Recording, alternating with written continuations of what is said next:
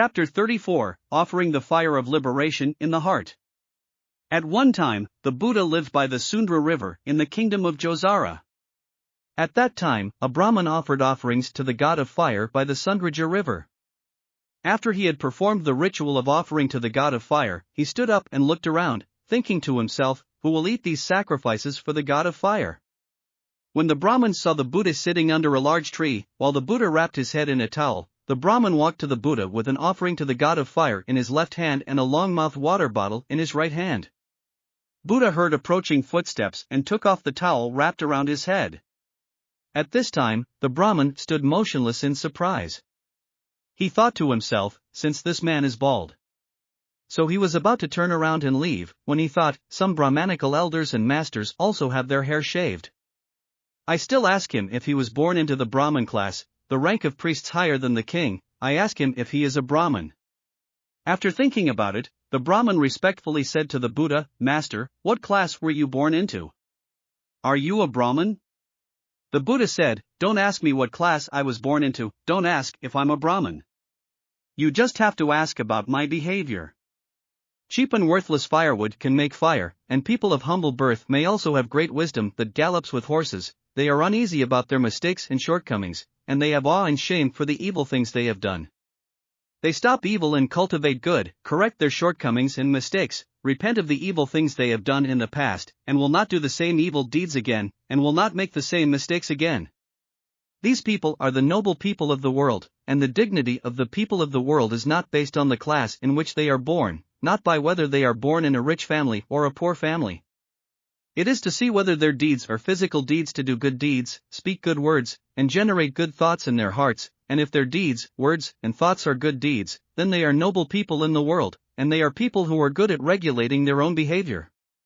They do not let their deeds go unabundant and do evil deeds, because they know that doing evil deeds will create them with sinful karma and make them fall into the evil path, and only by doing good deeds can they live in the good way. They do good deeds with physical deeds, speak good words, generate good thoughts in their hearts to regulate and control their own behavior, take the precepts, let their hearts be pure and stable, and thus open wisdom, and they persistently practice without slackening, because they know that only by eternal liberation from the cycle of life and death can they be free from the aggression and torment of disturbing and suffering. They are those who are on the path to the liberation of the Holy One. For those who discipline their actions, words, and thoughts and do not do evil deeds, who do good deeds widely, and who stop evil and cultivate good, for those who have attained the fruit of liberation, and for those who have completed their practice, they should be respectfully and religiously offered. At this time, the Buddha said, "Ask not about birth, but about his deeds. Microwood also makes fire, although it is born humble. Wisdom has sensitivity, and there is shame in stopping evil. It is born for the Holy One, and it is tempered according to the truth. With the smoothness of the understanding, it reaches the holy path. To become a Brahma practitioner is to be worth providing for." The Brahmin said, "Master, I am here to worship the god of fire. I often give alms. I am a person who is good at practicing alms and almsgiving. It is a blessing for me to see you today, a wise sage, whose teachings I have never heard of before. Please accept my respectful and godly offerings." At this time, the Brahmin said, "To make offerings to me, to be good at offering. He who sees like a teacher today has never seen what he has taught. I offer it to the teacher, please receive it." The Buddha said, "Brahmin, I came to speak to you to enlighten you and understand the correct way to practice, not to obtain food and food offerings. Since it has been said to you, it should no longer accept your offerings." The Buddhas of the past were also like this. After going out to eat and speak for all sentient beings, they would no longer accept offerings from sentient beings. If the Buddhas come to follow the causes, and sentient beings see that there is no direct offering, it means that the causes and conditions are not sufficient, and if they come to speak for them, it is to open up wisdom for them, so that they can stop evil and cultivate good, and get rid of their inner troubles and sufferings, not to obtain offerings. Brahmins, you can offer these foods to other monks and practitioners who are taking vows. Your incorrect opinion has been removed, and you have understood that a person's dignity depends on his actions, not on the circumstances in which he was born. Your erroneous opinion has been quelled and corrected. The body acts to do good deeds, speaks good words, generates good thoughts in the heart, breaks evil and cultivates good, receives the precepts, and keeps the heart pure and stable, thus opening up the wise monks and practitioners, that is, the worthy offerings. They are the blessings of the world, and by providing for these people, they can plant a lot of merit and merit for themselves. At this time, the Buddha said, I sing this not for the eater. Brahmins are here and those who know are illegal. The singing of the Buddhas is to rebuke its price. If you follow the cause, it is not beneficial to say. Brahmins provide for them and spread their blessings. Eating and drinking according to the service is for merit. The Brahmin said, Your Holiness, thank you for your compassionate teaching today.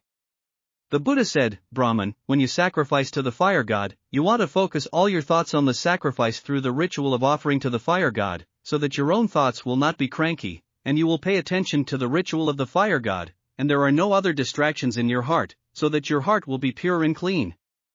However, Brahmins, the Holy One believes that all ways to make one's heart pure through external things are only temporary ways to keep one's heart pure, and cannot keep one's heart pure forever. For example, once the sacrificial ceremony you perform is over, it won't be long before your heart will be polluted by various thoughts.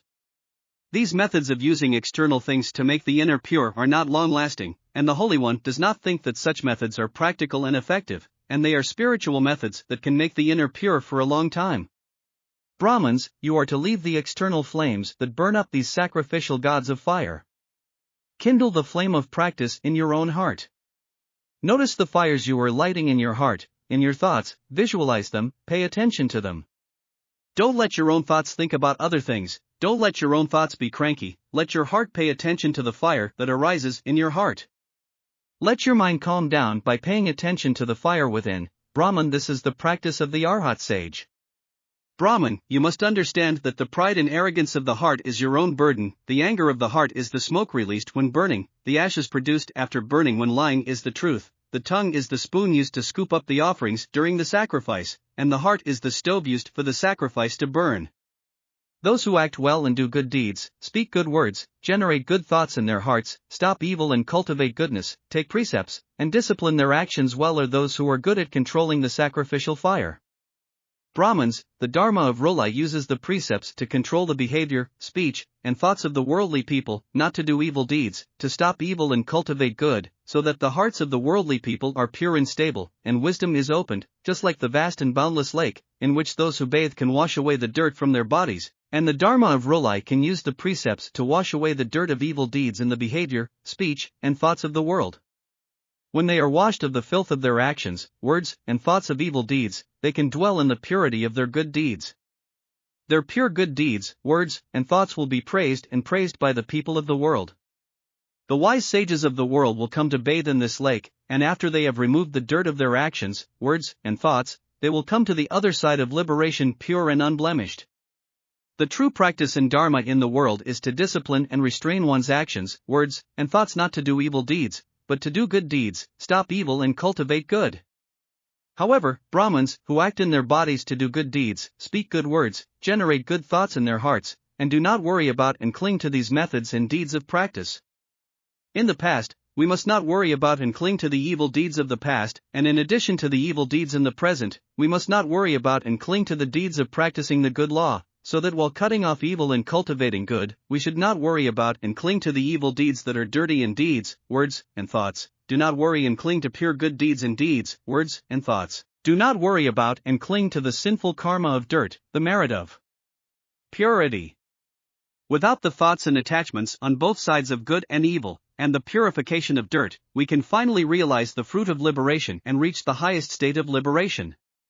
The pure and upright people of the world will take refuge in the Dhamma just mentioned and practice according to this Dhamma.